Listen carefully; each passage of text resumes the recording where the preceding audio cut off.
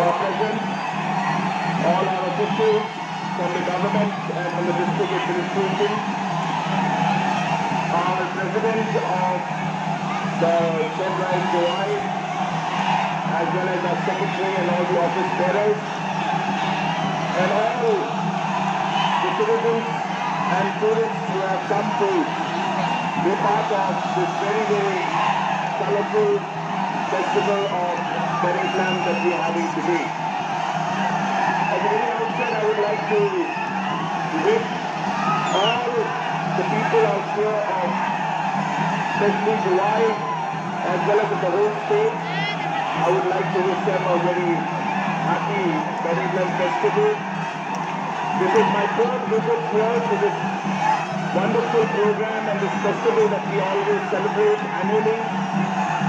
And as was mentioned by the President,